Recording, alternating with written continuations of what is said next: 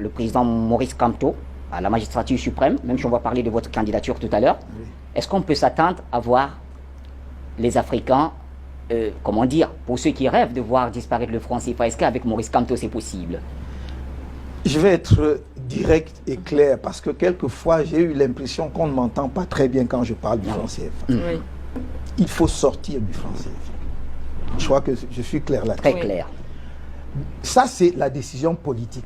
Mais ce que j'ajoute toujours, et c'est ce que l'on retient, c'est que je dis, mais il y a un certain nombre de choses qu'il faut faire pour que la sortie ne soit pas catastrophique pour nos économies. Et j'explique pourquoi. Oui. Il y a une partie qui nécessite le travail des experts.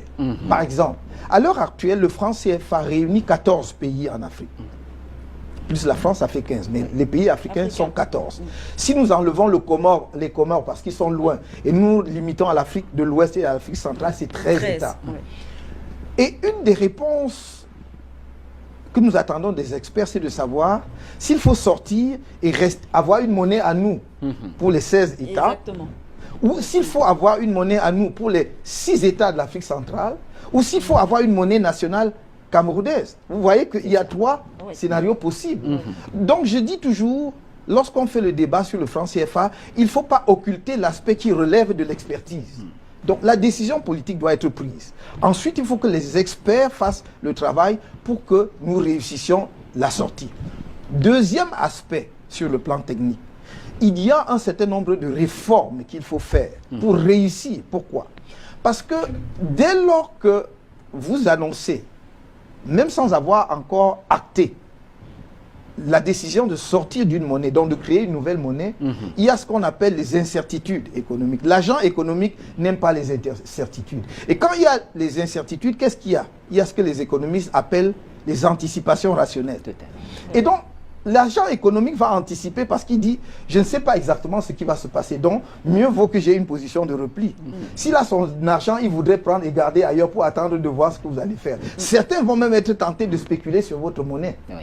Donc, vous ne pouvez pas sortir d'une monnaie lorsque l'économie ne se porte pas bien. Il faut que l'économie soit solide parce que la monnaie est un bien vide.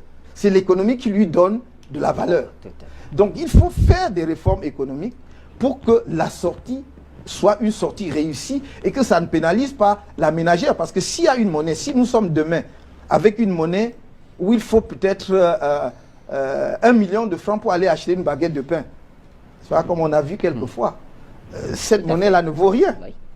Donc nous devons avoir une monnaie et nous savons, je ne dis pas que les Africains ne savent pas le faire. Des pays comme le Ghana, pour ne pas prendre le Nigeria qui est un grand pays, gèrent très bien leur monnaie.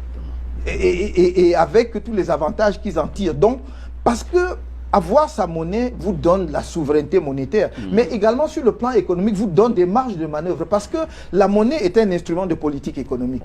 Donc il est important que l'on comprenne cela. Ça n'est pas être contre quelqu'un, c'est simplement chercher à développer nos pays. C'est légitime, c'est normal. Je crois que nos téléspectateurs ont bien compris la position du président parce qu'il est souvent mal compris.